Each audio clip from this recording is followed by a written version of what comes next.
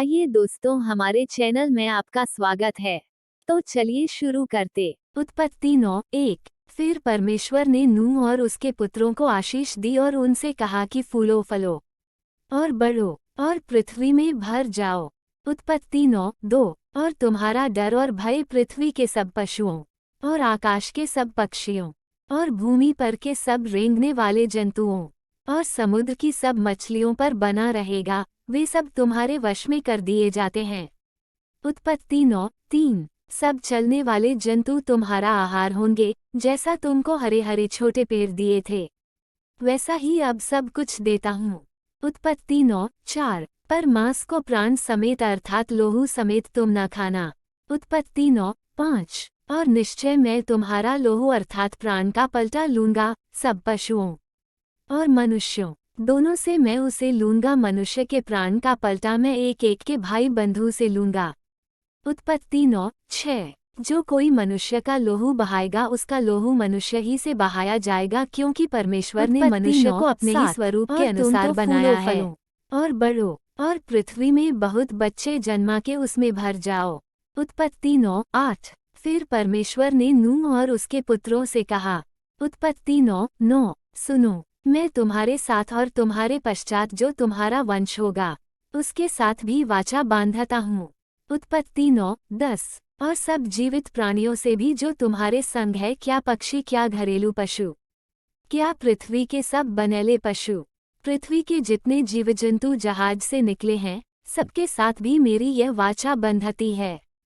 उत्पत्ति 9:11। और मैं तुम्हारे साथ अपनी इस वाचा को पूरा करूंगा कि सब प्राणी फिर जल प्रलय से नाश न होंगे, और पृथ्वी के नाश करने के लिए फिर जल प्रलय न होगा।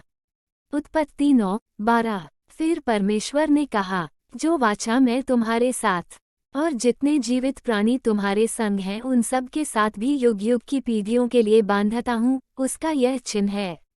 उत्पत्ति 9:13। कि मैंने बादल में अपना धनुष रखा है, वह मेरे और पृथ्वी के बीच में वाचा का चिन्ह होगा। उत्पत्ति 9:14। और जब मैं पृथ्वी पर बादल फैलाऊं, जब बादल में धनुष देख पड़ेगा। उत्पत्ति 9:15। तब मेरी जो वाचा तुम्हारे और सब जीवित शरीरधारी प्राणियों के साथ बांधी है, उसको मैं स्मरण करूंगा। तब ऐसा जल प्रलय फिर न होगा जिससे सब प्राणियों का विनाश हो। उत्पत्ति 9:16। बादल में जो धनुष होगा मैं उसे देख के यह सदा की वाचा स्मरण करूंगा, जो परमेश्वर के और पृथ्वी पर के सब जीवित शरीरधारी प्राणियों के बीच बंधी है। उत्पत्ति 9:17। फिर परमेश्वर ने नूह से कहा, जो वाचा मैंने पृथ्वी भर के सब प्राणियों के साथ बांधी है, उसका चिन्ह यही है। उत्पत्ति 9:18। नूह के जो पुत्र जहाज में से निकले वे शेम, हाम और येपेत थे, और हाम तो कनान का पिता हुआ। उत्पत्ति 9:19। नूह के 3 पुत्र ये ही हैं, और इनका वंश सारी पृथ्वी पर फैल गया। उत्पत्ति 9:20। और नूह किसानी करने लगा, और उसने दाख की बारी लगाई। उत्पत्ति 9:21। और वह दाखमधु पीकर मतवाला हुआ और अपने तंबू के भीतर नंगा हो गया। उत्पत्ति 9:22। तब कनान के पिता हाम ने अपने पिता को नंगा देखा और बाहर आकर अपने दोनों भाइयों को बतला दिया। उत्पत्ति 9:23। तब शेम और येपेत दोनों ने कपड़ा लेकर अपने कंधों पर रखा और पीछे की ओर उल्टा चलकर अपने पिता के नंगे तन को ढांप दिया, और वे अपना मुख पीछे किए हुए थे, इसलिए उन्होंने अपने पिता को नंगा न देखा। उत्पत्ति 9:24। जब नूह का नशा उतर गया, तब उसने जान लिया कि उसके छोटे पुत्र ने उससे क्या किया है। उत्पत्ति 25। इसलिए उसने कहा, कनान शापित हो, वह अपने भाई बंधुओं के दासों का दास हो। उत्पत्ति 9:26।